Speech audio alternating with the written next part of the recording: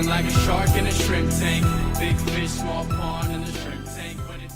Welcome to the post-show wrap-up of the Shrimp Tank. I'm Brad Berger, along with my co-host Dan Whedon, and our guest today is Brandon Wishhouse with Hawk's Nest Ventures, Inc. We just had an intriguing and fun conversation with Brandon. To listen to the entire podcast, visit us at shrimptankpodcast.com/Seattle or subscribe to our podcast on iTunes, iHeartRadio, Spotify, and Google Podcasts. We are always interested in your feedback, so please do not forget to rate us.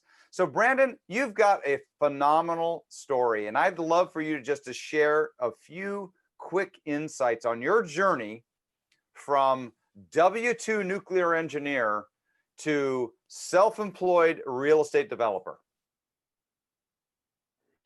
Okay, so the progression is probably longer than you care to hear about, but or that I'll we tell have you, time for. It started, yeah, probably.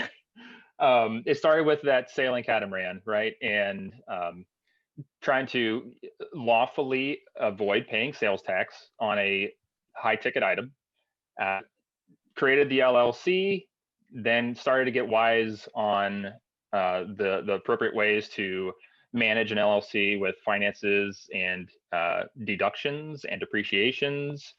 And lo and behold, one little breadcrumb at a time, I found myself in this place where my W-2 job, which was a very great job, very comfortable, it was no longer a comfortable place for me to be anymore. I had evolved over time, but I didn't realize that I went through a watershed moment until the watershed was far in the rearview mirror. So that's awesome.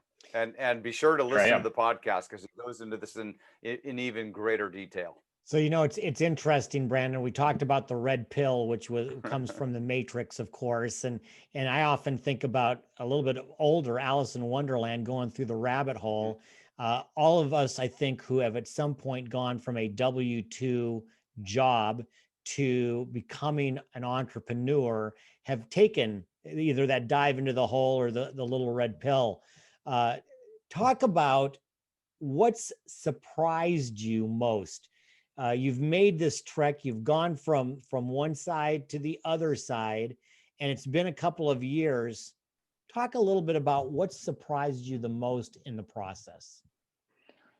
So the biggest surprises for me were having to get control of myself and knowing what things to spend my time on, what things were not worth the time, how to set your own routines, how to set your own direction. Once you're out of the W-2 and you're calling the shots, there's a major reprogramming that has to happen there, and you have to be able to make those conscious decisions on what's the best thing to do. So that was major eye opener. Number one is, what am I going to spend my time on?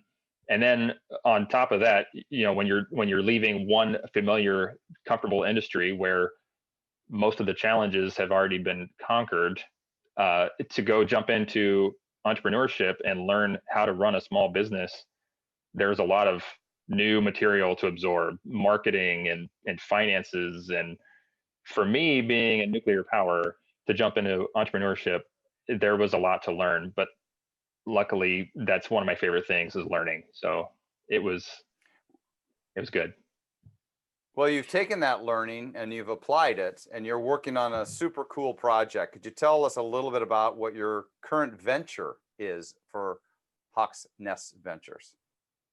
Sure. So the sailing catamaran, that was business number one, right? But over time, we became aware of rental real estate, and it's probably cliche now, but every real estate investor has heard of Robert Kiyosaki.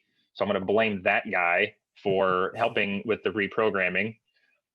So thank you to Mr. Kiyosaki. I intended to go jump into rental real estate and quickly found that space was very competitive. And I realized that it was a supply and demand problem, and that if there was a supply problem, that I would help bring some supply to market. So I found myself a project here in town, which is convenient. It's in Paulsbo here. And I'm actively working on developing the property to its highest and best, the nature of which is still a little bit uncertain on the end pieces of it. However, I am actively putting in utilities and going through subdivision of it right now. But the final vision is, you know, in the neighborhood of about 20 units, townhouses that would be for sale product for middle class Kitsap residents. That's kind of the vision. That's awesome. And if you want to hear about the vision down the road, like 3 years, you got to listen to the podcast, because that's where it all happens. So listen, Brandon, people out there might be saying, boy, I'd like to learn more about this Brandon Wishhouse guy and his business. How do they find out? Sure. Yeah. Reach out to me at the website, hawksnesthousing.com. Shoot me an email, Brandon at hawksnesthousing.com, or they can try the telephone 206-203-4295. Well, once again, this is just a taste of what you can expect by listening to the entire podcast. Visit shrimptankpodcast.com/Seattle or subscribe to our podcast on iTunes, iHeartRadio, Spotify, and Google Podcasts. We'd love to hear from you, and please do not forget to rate us. Thank you to all of our Shrimp Peeler sponsors and you, our loyal listeners. And believe it or not, Brad, this is it for 2020. It is. Shrimp Tank Podcast. Going to put a close on 2020. We're closing out 2020. Next time you see us or hear us, it'll be 2021.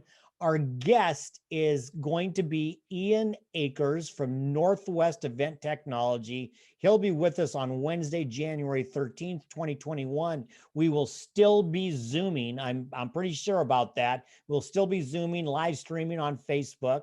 We want to wish you, on behalf of the entire Shrimp Tank Podcast family here in the Seattle area, we want to wish you a very merry, happy, great holiday season. Enjoy yourself, enjoy your family, be well, be healthy, because right now, 2020, that hay is in the barn. I've been feeling like a shark in a shrimp tank. Big fish, small pond in a shrimp tank.